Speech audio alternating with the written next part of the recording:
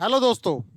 आज जिस विषय पे हमें आपसे बात करनी है वो विषय एक इंटरेस्टिंग तो है ही है, साथ साथ में वो विषय पूरे वर्ल्ड की दृष्टि से, संसार की दृष्टि से और भारत की दृष्टि से भी बहुत अच्छा है। ये एक ऐसे सिंहासन की कहानी है जो संसार के जो टॉप सिंहासन थे उनमें से एक है। और ये बात आती है शाहजहां के समय की।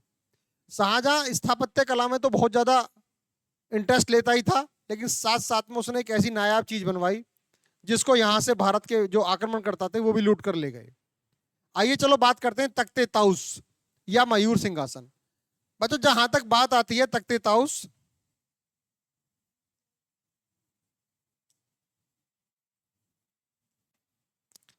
जो ये तख्ते ताउस की बात आ रही है, ये इसका एक तरीके से इसका नाम, दूसरा नाम सिंहासन है।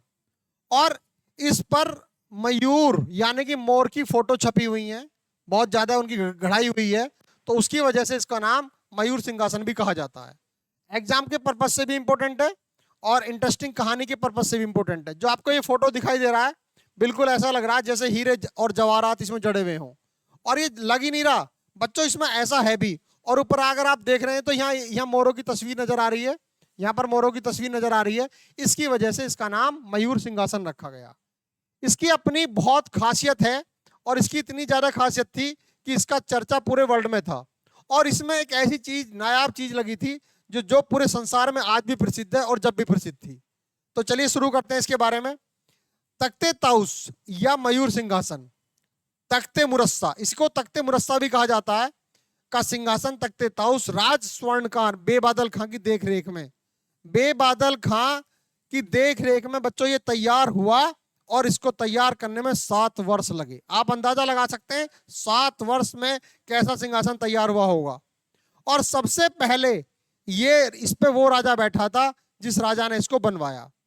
1627-28 की बात है, जब राजा बना शाहजहां। खुर्रम नाम का व्यक्ति शाहजहां के नाम से सिंहासन पर बैठा, तो वो 1635 में पहली बार इस सिंहासन पर बच्चों बैठा। इसका उल्लेख जो एक शाहजहां के समय की किताब लिखी हुई है बादशाह नामा, उसमें भी बहुत मिलता है। और अगल बगल में 2 मयूर होने के कारण, यानी कि जो मैंने आप डिस्कस कर रहा था, ये 2 मयूर होने की वजह से इसका नाम बच्चों मयूर सिंहासन भी पड़ा। अगर आप आगे चलते हो इसके बारे में, तो इसमें 12 खंबे यानी कि 12 स्तंभ हैं। और इसी में शाहजहां ने एक मीर जुमला द्वारा प्राप्त, आप जानते हो मीर जुमला साउथ से आया था, बहुत बड़ा व्यापारी था। तो कोहिनूर हीरा, जो उस समय संसार में सबसे कीमती हीरा था, आज भी इसकी वैल्यू है, जो ये आज इंग्लैंड के म्यूजियम में बच्चों रखा हुआ है, वो कोहिनूर हीरा भी इस तख्ते ताउस में जड़ा हुआ था।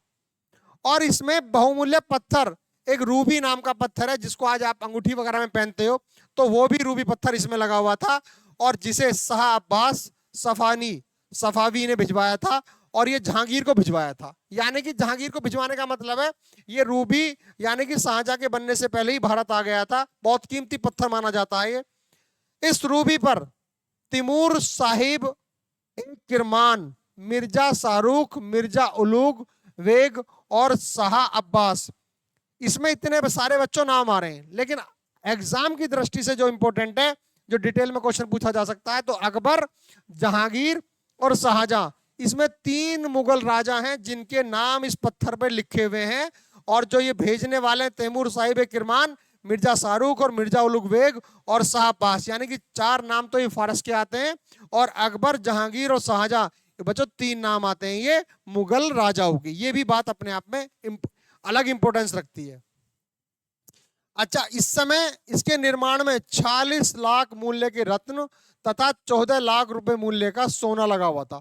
यानी कि आप अंदाजा लगा सकते हैं कि उस समय के 14 लाख का तो सोना लगा था इसमें, आज के कितने करोड़ बैठेंगे। और 40 लाख के इसमें रत्न लगे हुए थे। और इसका नाम इतना प्रसिद्ध था, जब नादिर शाह भारत पर अटैक करने 1739 में आया, तो उस समय बच्चों कौन राजा था? मोहम्मद शाह रंगीला। तो मोहम्मद शाह रंगीला के समय में नादिर शाह यहाँ अटैक करने आया, तो वो इतनी कीमती चीज थी, वो मयूर सिंहासन को भी वो 1739 में यहां से ले गया। तो इसमें एक क्वेश्चन बनता है कि भाई कौन ऐसा मुगल राजा था जो अंतिम राजा इस सिंहासन पर बैठने वाला था। तो बच्चों इसमें ध्यान रखने वाली बात है, मोहम्मद शाह रंगीला अंतिम मुगल राजा था जो इस सिंहासन पर बैठा, और पहला राजा शाहजहां था। अगर आप बात उसकी करें गिनती की कौन कौन ऐसे थे जो सिंहासन पर बैठे। तो बच्चों याद रखो, एक शाहजहां था, शाहजहां के बाद औरंगजेब, औरंगजेब के बाद बहादुर शाह, और बहादुर शाह के बाद जहांदार शाह, और जहांदार शाह के बाद बैठा था फर्रुख सियर, और फर्रुख सियर के बाद बना था रफीउद्दौला रफीदर्जा 6-6 महीने के लिए, और लास्ट राजा था मोहम्मद शाह रंगीला। तो रंगीला के समय में जो ये था आपका नादिर शाह, इसे लूटकर ईरान ले गया, और उसके बाद इसका जो उत्तराधिकारी था नादिर शाह का, अहमद शाह अब्दाली, तो उसने भी बाद में भारत में अटैक किए थे।